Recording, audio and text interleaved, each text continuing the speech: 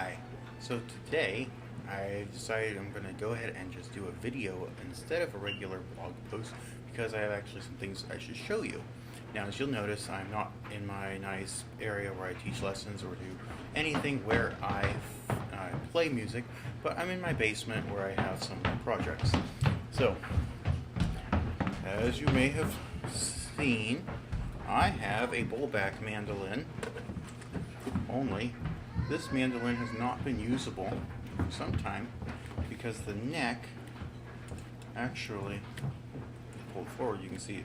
You can kind of see me flexing it there, and it was actually flexing enough that the fingerboard itself was cracking the top. So I've removed the fingerboard. The fingerboard is not salvageable. Top view of this shows where the neck should sit. In this particular mandolin, the red and black are one piece. In some mandolins, they are actually two pieces, and that's what we're going to try to rectify here. The bottom view is showing what the neck is doing right now. Because there's no neck block, it has no support and is therefore able to lift up after years of string tension. I have gone ahead and removed the top. There's the top. We'll get into the top a little bit later. And I have some of the bracing where I can just take it out. So, taking some of the bracing out. There's the inside. Here is the problem. This is where a neck block itself should be. Here I have diagrammed the two common styles of bowlback mandolin necks. There's a German style neck, which I have on the right in the black, and the Italian style in the yellow. The two differences: the Italian style is one piece. It acts as the neck block, so there's not as much support, and it's a little more difficult to get into the mandolin. You actually have to take the top completely off to get to any of the repair for that. The German style is a little more involved. It has more engineering. There is a separate neck block that has a mortise cut into it that the neck itself fits into, and this usually doesn't require a full removal of the top to get at the neck to repair this issue. This particular mandolin uses the Italian style neck. However, as you can see, the neck is the neck block, so there's no support in there.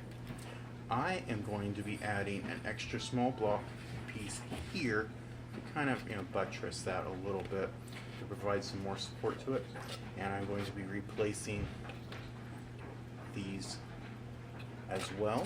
So I'm going to cut all brand new ones out, and I'm also going to be putting a new fingerboard on. I'm going to be using a violin fingerboard. I'm going to put a little bit of a wedge here to arch it up, well, to angle it up so that it has a little bit more height to it.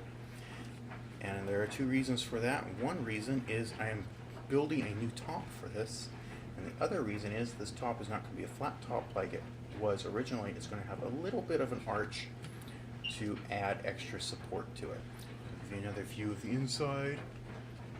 It's kind of interesting in there. So the neck is just completely separated at this point. We'll set that aside, and here is the top. So here's the top. I am going to try to save this, or at the very least try to duplicate it somehow. But as you can see, there are some old repairs on here. The main one is this. This is a very common split that happens with these. This is how thin this is, and you can see that it kind of goes here and then goes off. That's according to the design. It's supposed to do that. If we get into the back of it, we see the old repair here. These are enormous cleats. You can see where there's been old glue. I think it's like Gorilla Glue, it looks like. So I'm just going to be cutting a new top, and I'll show you the progress I have on that so far. And I haven't decided yet whether or not I'm going to keep the oval sound hole. If I am, I'm going to try to do a lattice network in there, like you find on lutes, and I'll try to find a picture of that to go along here in a moment. This crack right here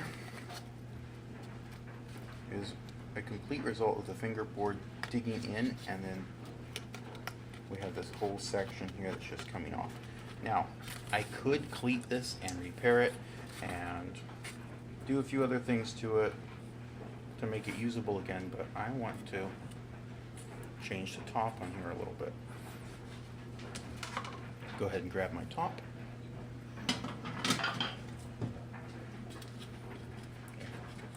I cut this guy out this morning. As you can see, it's kind of thick. This is one of my violin spruce tops. This is actually Sitka spruce, so it's going to be a little more of a yellow color. It does cut out. It's already has some preliminary arching on it. That's the way this one came. It's going to get much, much smaller by the time I'm done with it. I'm doing a little bit of work on the inside right now. This is two halves glued together. I used hide glue for that. Actually, a few years ago, I glued this together and just never got around to being able to use the top. And I have my bracing sections marked out. I haven't quite decided whether I'm just going to carve those into it or not. I probably won't, but I have them marked just in case. So that is the new top. The spruce carves a lot easier and a lot faster, so I have to be careful to just not get too enthusiastic and try to do it all in one sitting.